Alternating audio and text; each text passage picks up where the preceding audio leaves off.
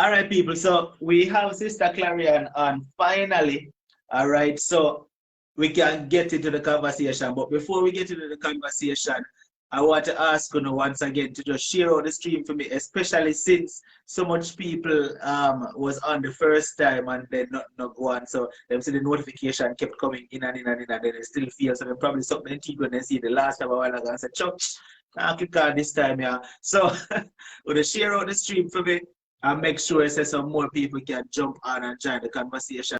So, if you're not share yet, share for me right now. Kizzy, big up yourself. Welcome. All right. Everybody who is here, share and also click that like button, click the thumbs up button because that helps the algorithm to share out the stream as well. Now, as I was saying, we're not going to waste no time. Facebook each and them are glitch and them have issues. So we're not going to waste no time. As I was saying, when we don't have the issues, being born in the ghetto doesn't mean that you have to suffer because you're from the ghetto. Turn on the stream, Clarion.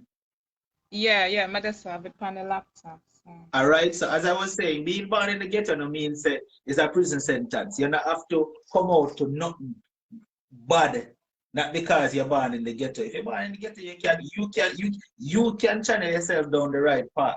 Right? And when we say ghetto, we're talking about the garrison communities. The communities where people always think they are only bad come from them. We are talking about the Tivoli, we are talking about the Arnett Gardens, we are talking about the Rima, we are talking about the jungle, we are talking about those communities where people look down on, right? But we have this beautiful lady here with us today. Her name is Sister Clarion, right? And most of you may have seen her on Jamaican Carlos live the other day, right? Where they were discussing the very same thing that we're going to discuss today, but a little bit more in depth, right? Now, Sister Clarion has been doing some great things, right, for a garrison community in Jamaica, right? So some people may feel like, say, everybody turn them back on the ghetto communities. Make we call it what it is, right? Some people may feel like everybody see the ghetto communities and say, so we are turning back on them. We no business about them, especially the kids. We can't turn we back on the youth them because we need them because without the youth, we don't have no future. Right? So we have Sister Clarion here with us, and I'm seeing Kizzy saying, who is Sister Clarion? I'm going to allow her to do that, right? We have her here with us today, and we're going to let her introduce herself, and then we get into the conversation of what she's all about. So, Sister Clarion, thank you so much again for joining me here on this platform once again. First of all, tell us, who is Sister Clarion? Greetings, my brother. Thank you for being so patient because I had to, I have to really I was thank right on the bridge though, because you see a while ago, you didn't come about me say, you know what, let's try it another day. But then you said, try it one more time. And see, so I was right yeah, on the brink. the spirit. Mhm. Me sorry. But this brother deserve an award for his patience, man. Trust me. Yeah, man. Big up, big Mhm. up. It's just love. It's just love for our people and wanting to get the message out there because we all know the situation in Jamaica. We know the negatives. We don't have to go over them, right? One of the highest murder rates per capita, high unemployment, an economy that has not grown in over 20 years, right? But I try to focus now on the solutions. Long gone are the days when my march and me just go like a, you know, vent and that thing. I said, okay, let's see what we can do to be a part of the solution. So Anna Gardens is where I was born and raised. I'm a part of the community. When I was 10 years old, graduated from Jesse Paul around that time, about to go into high school, St. Andrew High School. So, you are a mother, single mother, you want better for your child. We move up to off Reddy's Road, a one room, had to share bathroom, no kitchen, that kind of thing. $2,000 a month, but it was better than the violence and the culture, the inner city. And to be honest, I loved growing up in Arnett Gardens because when you're uptown and you one of the olds, I'm an only child those days, it was lonely. So Arnett Mhm. Gardens for me is wonderful memories. Yeah, play hopscotch, stocky, run up and down. You didn't pay attention. Nobody told you you're poor. It wasn't that bad those days because the Jamaican dollar was much stronger. In 77, it was actually stronger than the US dollar when I was born. And so my mother got town, she used to sell on the street. She leave me with $5. And when she have more money, she give me a $10. So imagine now that can cook chicken with it now. You know them days and nowadays people are throw a $5, you can go pick up $5 on the road. So in August of 2015, I ended up in the community because I used to feed people on the street just out of my own pockets. And then in people knowing what I was doing, they start to, give me some money towards it. So I ended up being able to produce over 70 meals, August 17, which was Marcus Garvey's birthday. No, but what I want to ask you first, though, because we want to get the little background story too. Like, what caused you to even start that? Because you can't just let me start cook and give people. What caused you to do it? Like, what led to you wanting to cook meals for the needy? What led to that? I've always been a very conscious person, where I joined the Marcus Garvey organization at 18 years old. So even back then, as a group, we always would cook and carry food at the Golden Age home, that kind of thing. So Mm-hmm. I've always been that kind of person who, and I think growing up where I had to leave Jesse Paul and go downtown and sit down with my mother while she was selling on the street, and I saw a lot of things that really stay with me as a child. I remember Mm-hmm. seeing a homeless woman, like she was wearing a gown, but like it had no button at the front, and she was totally naked, and people was passing and making fun of her. And I remember my mother just went over to her and stretched out her hand. And when she opened her hand, my mother had a bundle of pins, safety pins in it. And the lady took the pins and she knew exactly what to do with it. She buttoned Mm-hmm. up the thing so, she would not show.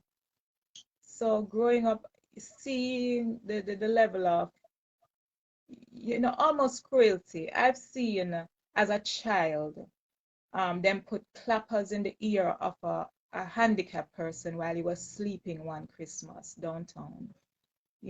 I've seen Mm-hmm. things that as a child, it just made me cry inside.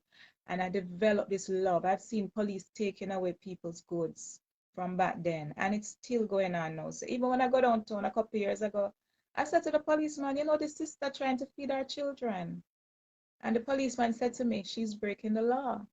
She's breaking the anti-litter law. Mm-hmm. So I've just always been sensitive, always just see the pain of others.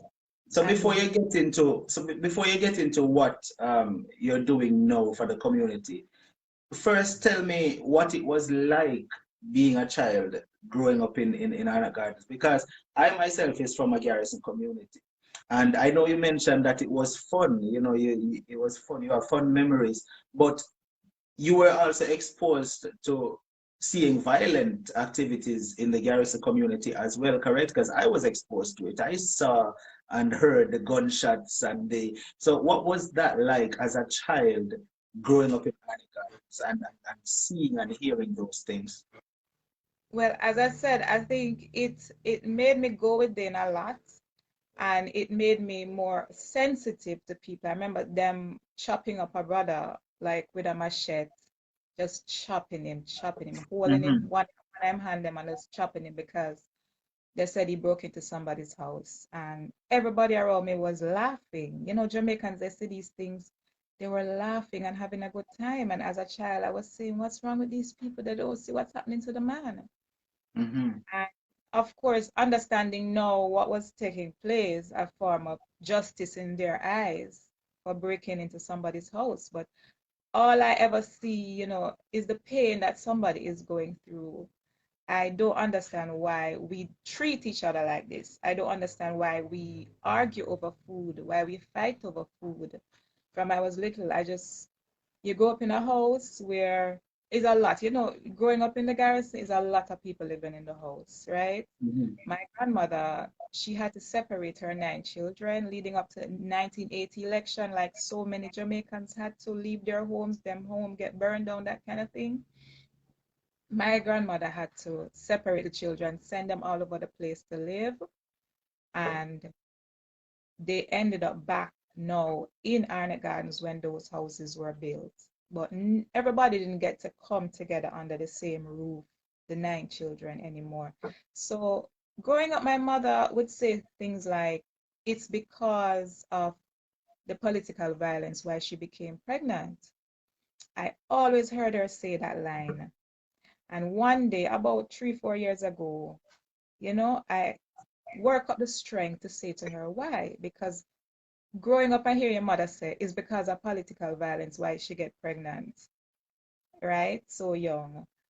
Um, it always kind of stay with me. And one day I asked her why, and she said because her grandmother was so strict, she wouldn't be able to do whatever she wanted had she been in the custody of her grandmother and not, having to leave and live with a relative and that kind of thing. So there's a lot of pain that Mhm. Jamaicans have been through because of those years leading up to the 80 election and even after. When That is you, why. sorry to cut you, but all right. So did you ever leave the community to live elsewhere, or you've been there all your life? No, remember I tell you, I left when I was 10. My mother moved me out when I Mhm. was about to go to St. Andrew High School. Right. So you left the community and you went to, was it another Garrison community you moved to, or you went to No, it was another? up.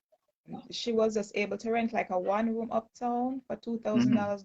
So I guess it's like we'd pay a 20,000 now, for a Mhm. 1 room and you share facilities. That's Now, the just me reason and why I'm asking you that is I want to know what would you say to people in the Garrison communities who feels like because I was born here, because this is one of the things that I notice with a lot of people, and I'm not talking necessarily to the people who live in Garrison communities because we know better, but I'm talking about the outsiders looking in who feels like nothing good can come from ghetto, right? What would you say to the person that has that mindset that nothing good can come out of the ghetto? well, that's not the reality. We have all seen accomplished people come out of the ghetto, and even people when they end up in the United States. That's proof that Jamaicans will work hard, and if they get certain opportunities, they will take advantage of those opportunities. One of the things I tell people is to work $50 a week, the minimum wage here, people are not going to grab that job, right? Mhm. But you see a Jamaican go abroad and work 3 jobs and buy him car in a no time, and you understand, which tells you people are prepared to work hard if they see where they can benefit. But if they're just Mhm. gonna work hard for a big hotel and carry home $50 a week and you're building somebody else's business, understandable human nature, you don't want to really put in everything. But Mhm. if you see where you can work hard and in one generation, in 5, 10 years, you move up and you help those behind you come along, yeah, man, we know say we don't have to discriminate when it comes to the garrison. It's just the Mhm. physical location, but it's not the people. It's just that sometimes they don't want to go down there because they might have a little violence taking place and that kind of thing. But it's not the people themselves. The people themselves are hardworking, and you have to put those people in order. I have relatives gone abroad, done very well. If you put All right, stick a pin somebody, right there, Sister Clary, and let me implore these people to please share out this stream because we're having a good conversation here, and it's going to get even better. Because to this minute, we still not hear what Sister Clarion is doing yet or has done. So the conversation is only going to get better. So if you're here, welcome. If this is your first time here, welcome. If you have not shared the stream yet, share it out right now, please. I would appreciate that. Share it to as many groups that you are in, right? So that more persons can come and listen. That listen, being born and raised in the ghetto doesn't mean you're doomed there, right? And also, I see people start smash the like button already. Thank you so much for that. I do appreciate that. So as I said, share it out and let's get the conversation going on. All right. So, Sister Clarion, tell me, there are kids in the ghetto right now, because I saw you on my brother Carlos show recently. First of all, tell me how it is that Carlos even found you, because you know, according to Carlos, when he spoke to me, he said, "Listen, I came across her page and I was just so impressed." Because that you don't know that, but that's the conversation Carlos and I had. Right? Carlos said, "I was so impressed when I saw what this sister is doing and Unstoppable. We just love her." And that's how Carlos talk, right? So when Carlos reached out to you, right? Tell me about that. Yeah, man, I was just sleeping and I hear the phone ring. I'm gonna grab it up, and it was Jamaican Carlos. Listen, he's wonderful. Carlos is well-meaning. He loves Jamaica. He's passionate about Jamaica and he wants the best for Jamaica. You understand? Mm-hmm. So if call me and him just say, yo, me love it, me love it, me love it. You have to go come on and we're gonna get up on Unstoppable. We have to make the people know about this because this will want for Jamaica.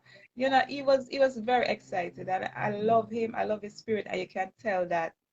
Yeah, man, he wants the best for Jamaica. You know, we all going to disagree sometimes. No two people will always agree, but Mm-hmm. Jamaica Carlos, he definitely loves Jamaica, and you know, just the way him bring me on right away, and know that Mm-hmm. he's serious about developing Jamaica, and this is what we're gonna have to do. You know, all of us are gonna have to play a little part to make the work Mm-hmm. lighter. You know You're that way right. that all You're of us right. have to chip in, right? Mm-hmm. Because it's years. This whatever problems we're having, it has taken years to develop. It's not an Mm-hmm. overnight situation, you know. But we're gonna do it. I So have been doing.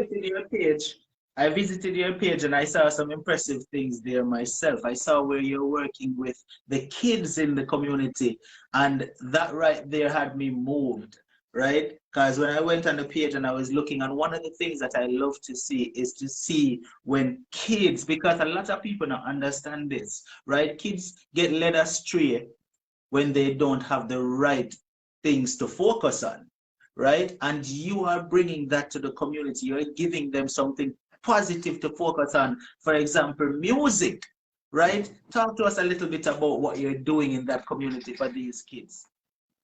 Yeah, well, I want to create a spirit of abundance. One of the things about human psychology is that years ago somebody said to me, if you set a table of food for children uptown, nobody rushes to the table. And he said, if you set a table of food for the children in the inner city, they all rush to the table. But that's because they think the food is going to be finished before I get any. So I want to create a spirit of abundance. So when I get the keyboards, I put out 2, 3, 4 keyboards. They have the guitars. They can't play, but I let them touch them. When another person will say, no, make them put them down, they're gonna mash them up. I don't do that. I let them, as children, be children and explore and play. Because even though them just a click, click, click on the guitar and them don't know what them are do, one day they will know what they're doing. No, what that does actually, by them seeing the guitar, by them seeing the keyboards, and them start ping, ping, ping, ping, that's going to increase the interest level so that them say, wait there, I like this. I like the ping sound of me I hear. I want to learn how to actually do this. So that's actually a good thing you're doing right there. They might not know how to play an instrument, but just by touching it, and they might grow to love it and want to learn it. You know, I myself, to be honest, I can't play an instrument for save my life. You know, but I was interested in learning music when I was growing up. I went to music classes to learn to play the keyboard. I learned a few songs. And I guess I learned to play, but I learned a few songs. I tried the guitar a little bit, but then never have much interest in that, to tell you the truth. But it is great what you're doing, because I even saw one of the videos that you shared, and people who don't need to check out her page. When I tell you, you will see positivity on her page, you need to check out her page. But I saw one of the videos there of this young child on the computer, because those are things that you're doing as well, right? You're giving them computer access and stuff like that. Talk to us. But before you even tell me about the whole computer thing, me know you're not rich. I don't think you're rich. So more you tell me how you even come about getting keyboard and guitars and all those things to give the little pity them in a ghetto community where people turn them back on because it's the truth.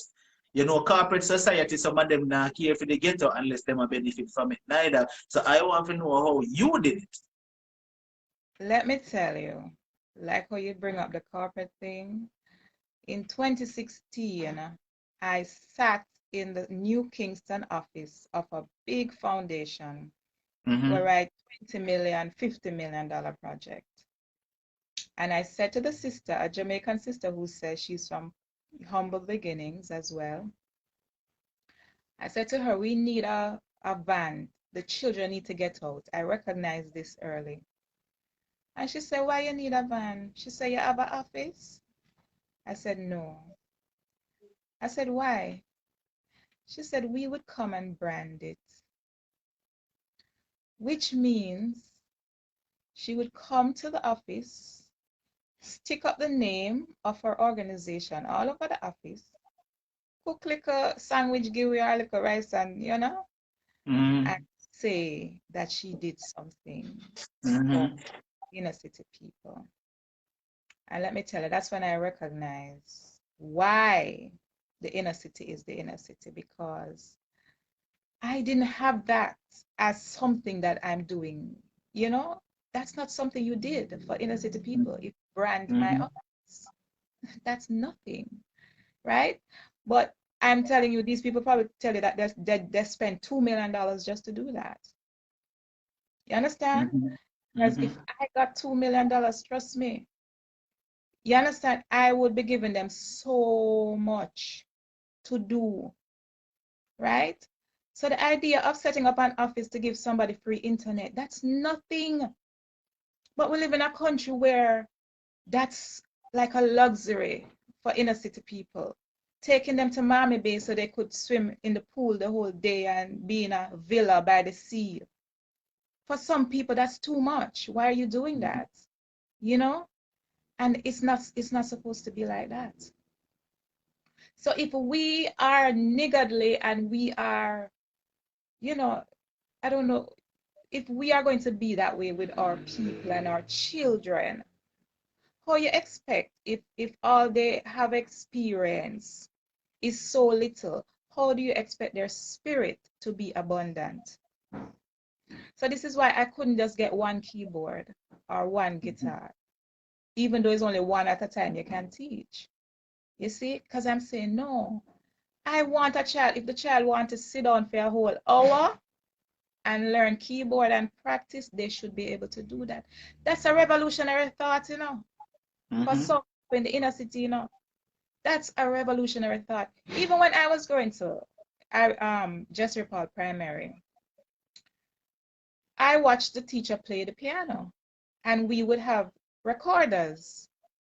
So to be able to sit in front of a keyboard, it's like a luxury even for me at that age. You don't get to sit in front of the piano.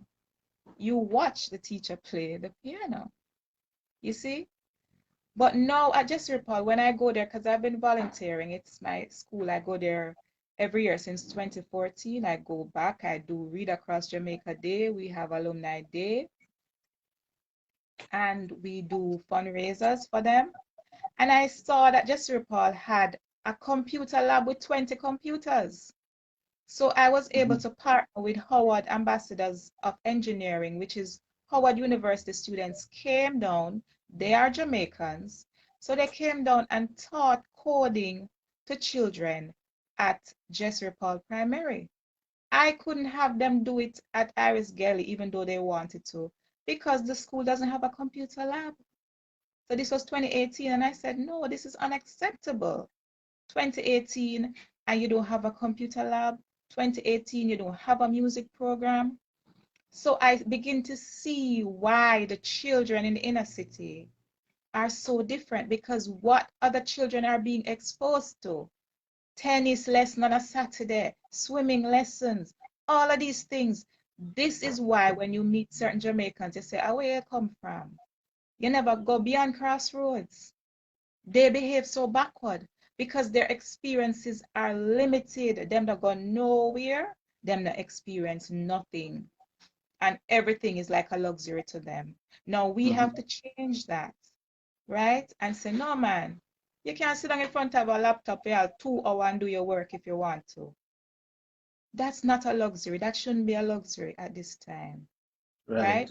So that is why I come up with the ideas I come up with. Because the brother from Digicel who gave us he gave us 220,000 to buy the laptops.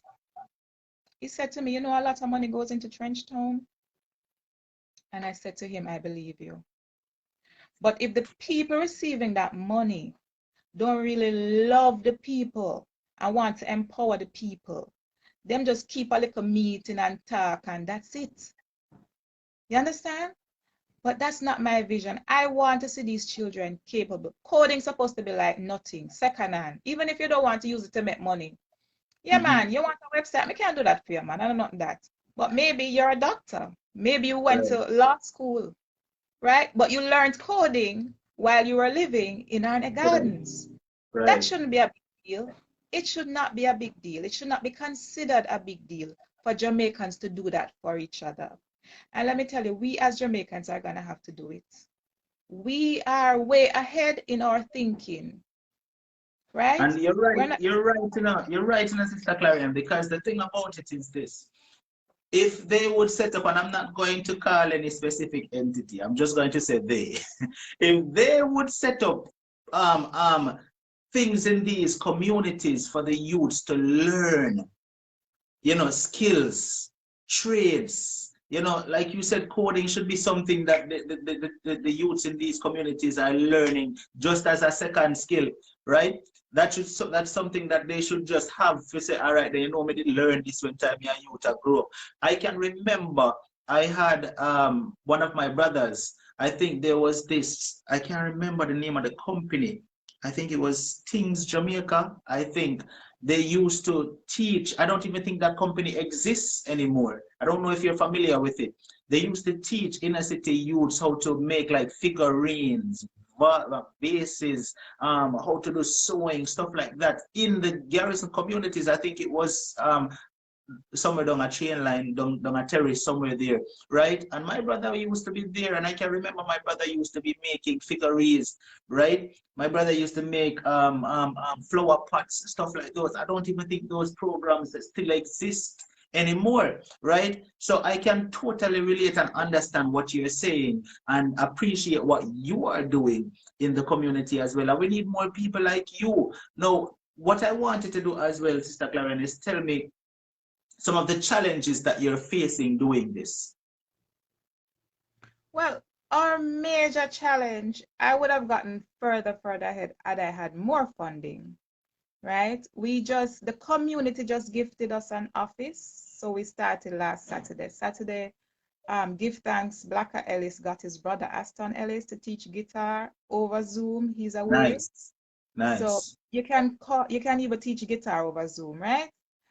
And I did the keyboard with them. I can teach them how to play Happy Birthday to You, right? I went to piano lessons as a child. I didn't do well like you. I just kind of same like me. That's what the basics, right? We're gonna get people to now come in and do more advanced, read music and so with them.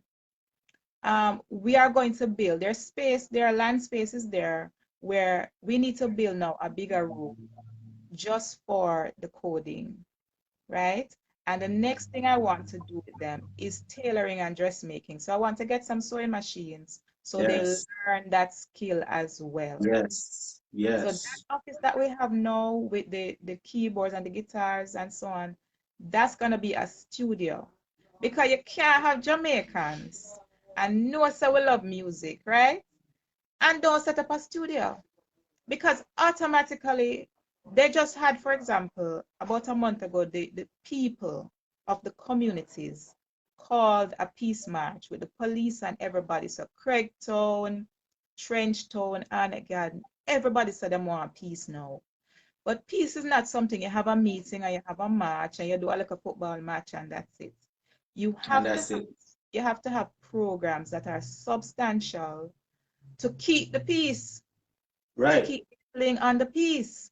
And So the good no, thing about the program, the good thing about the program is that when you start these programs, it's not only focusing on that specific community either. It can spread to the other communities who were rival communities. So the youth from that community will be coming into this community, and the youth from this community will be going into that community to participate in the program. So that will keep the peace, right? Because now they are friends. You see, one of the things about rival communities is that the people from that side, they think say the minute them see somebody from that side, yeah, them they clash and start war. But if they start communicating and start uniting and start participating in programs like you're doing, that will show them say, hey, that person is not my enemy, and the person over there will realize that that person is not my enemy because now they're communicating and they're talking as friends. You understand? So we need more programs like what you're doing for sure. just in Onyx Gardens alone, I don't know if you know how Onyx Gardens is set up. You Mm-hmm. have where we work is called Havana. Then you have Mexico, Texas, Brooklyn, Top Jungle, Angola. So all of those are Mm-hmm. places where people have conflict with each other, and that's just Mm-hmm. Onyx Gardens. You know, reach a Right. Craig yet, and you know, reach a Trench Town yet. So just imagine that, right?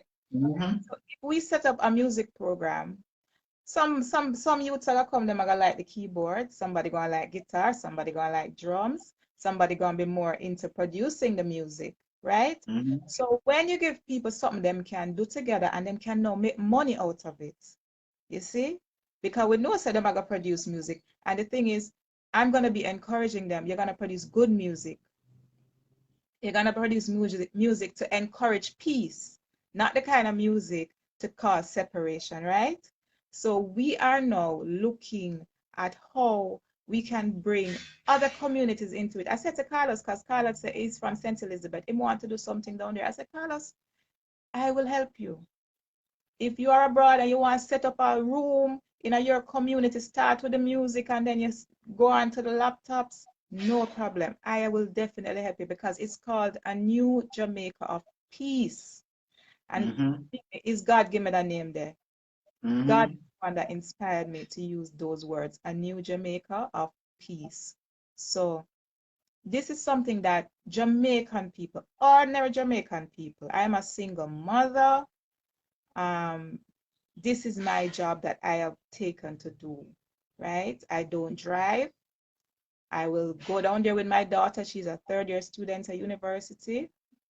I said to her, bring your laptop. We only had her laptop at the time. I said, we're going to start the And that's, computer. if you remember, that's one of the questions that I asked you in our initial conversation, if you're doing this alone. And when I asked you that, you mentioned your daughter, but that's not really what I meant. You know, I meant if you had a team, a group of people who come out with you and assist you with this, but just you and your daughter, trust me, it's that's a powerful move and it's a great move, Clarion. But one other thing that I want to point out to the people that's listening here, you know, those Sister Clarion is saying, you know, one of the major challenges is funding, and she needs funding. I'm quite sure that she would need some volunteers too.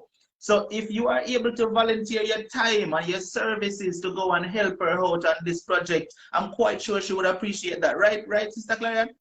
Yeah, man, because remember, I started with the fun days, which the community would cook the food and clean up and all of that. The community is Mm-hmm. very supportive, right? And then I went to the reading program. And when you have 20, 30 students at a time, you know, I can't read with all of them. So somebody abroad can do a Zoom and sit with a student and read with that student for 10, 15 minutes. You can Mm-hmm. encourage that student. Let that student know the reality of life. You understand? Those things are very important. We did 3 field trips to Green Garmy on Hope Road, September going into October. And Mm-hmm. one of the Christians, one of my students, he's about 16, he's been there from the beginning. He asked the owner, sir, gunshot fire up here? And the man said, no. And the rest of the students, they couldn't believe it. Them said, miss, up here, so we want to live, man. You know, and I said, all I could say to them is, listen, do well in school and you'll be able to buy a house up here. It's like a different world for them, and that's just Hope Road. I You can tell understand you this. that? I can tell you this. Like I said, I have my knowledge of being raised in a garrison community. And one of the biggest problems that kids who are born in the garrison community and raised in the garrison community has is lack of experience. And by lack of experience, I mean, you can imagine all you know all your life is the ghetto. You've never ventured outside of your community to see that there is a wider world out there. That is a sad thing, you know.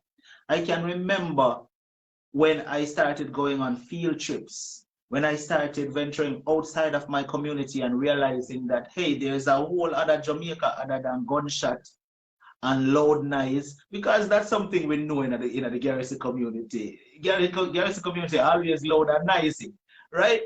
So when I started venturing out into other communities and realizing that, hey, hold on, man, the world nice, Jamaica nice, right? I learned that there is way more to life. And that's one of the things that you're doing as well. You're taking the kids out of the community, taking them on field trips and stuff like that so they can see the wider part of Jamaica, correct? Yes. I took them, the first field trip was to the Marcus Garvey Museum downtown, and they watched a film. And then we've done Mommy Bay twice, you know. And let me tell you, one special needs young lady, she wanted to go. When I went with the coaster bus to pick them up, she was excited. She wanted to go. And when she got there, she literally sat the whole day staring in space. She would not go into the pool. All the other children running up and down having fun, going in the pool having fun. She would not move. She couldn't believe where she was. Just imagine that. Mm-hmm. Things are important. When a child is not learning in school, like so many of our children in inner cities, it's much deeper than just, you know, pay attention. It's much, much deeper than what the teacher can handle. Some Right. of our children have hopelessness, some of them have sadness. You look on them always look a little depressed, that kind of thing. So that's why I started to do the field trips, because if this child does not believe that what the teacher is teaching me will really help me in life, they will not be interested to learn. No matter how good the teacher is, if I don't believe my life is going to be better than the inner city, than what I see mommy have, grandma have, I don't believe I'm going to progress in life. So when you take them and you show them and you put them in the environment and they experience it firsthand, them not just watching it on TV, them not just seeing a Jamaica where them see the tourists come and stay in at the big hotel. They went to the big hotel. They went to swim in the pool. They went to eat nice food and just enjoy themselves, and there was enough for everybody. They know what that life is like. So now them start to think differently and say, you know what? Maybe I should do better in school. You understand? If I do better in school, that is just right outside of my community. It's not far, far, far away. It's just New Kingston. Right. Mommy Bear. It's just 1 hour away, 2 hours away. I want us to acknowledge Dina in the comment section, Sister Clarion. She says, I can provide the teaching materials and also a few Chromebooks as well. So Dina, I'm quite sure Sister Clarion would appreciate that. She's going to give the information as soon, very soon, that you can reach out to her and we can let this happen. And to anybody here that wants to help out Sister Clarion in this project that she's doing in this community, you can play a part as well. If you can't send in some Chromebook or some laptop or a keyboard or some contributions, you can contribute by giving your time. As she said, you know, you can contribute some time to set up a Zoom meeting with a child where you can teach, help that child to learn to read, help that child to, even if you know other languages like Spanish, you can set up a Zoom class where you can help teaching these kids Spanish. You understand? So you can, you know, help to build these kids from wherever you are in the world. All right. So it's not only about monetary contributions, whichever way that you can contribute to Sister Clarion's cause, you can participate, right? So the information that she's going to give out, make sure you get on a pen and a paper ready and write it down so that you can reach out to her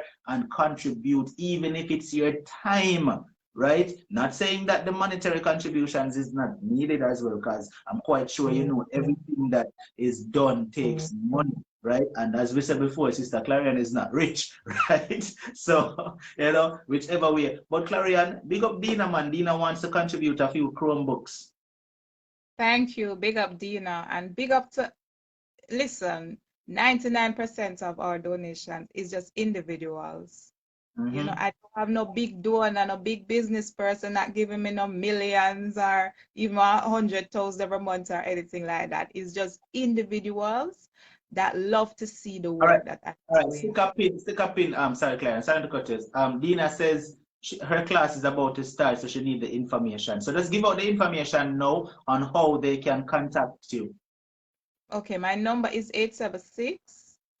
876-859-3265. 876-859-3265. The website is www.sisterclarion.life. Tell them your Facebook as well, so you can go check out her Facebook page and see the great things that she's doing. Sister Clarion is a page I have, as well as A New Jamaica is a group, and the foundation's page is A New Jamaica of Peace Foundation. All right, so everybody want to go check out that page and make sure. Go ahead. I will come back in the comments later and just reply. So if you want to just leave a, you know, a question or a statement, I will come back and reply to everybody in the comments. All right. Sister Clarion, I want to thank you once again for joining me on this program right now. And I want to say big up for the things that you are doing. Most definitely, it's appreciated. And it's going to, this is just the beginning, because you're going to go even further places. You're going to spread all across Jamaica, not only where you are now. You're going to spread all across Jamaica and help more youths, not only the garrison communities, as a matter of fact, right? Yeah, man. I think Carlos is serious. I think we're probably gonna be in St. Elizabeth, the next coding and music room that we're gonna set up. Let me ask you one other thing before we end this live stream. I know that a lot of people abroad may probably have keyboards in their houses that they're probably not using and stuff like that. What if persons want to send you these things, these keyboards and guitars that they probably have in their garage overseas and not using? Would you accept them as well? Of course, they can just WhatsApp me. I'm on WhatsApp, Telegram, right? The same number, 876-859-3265.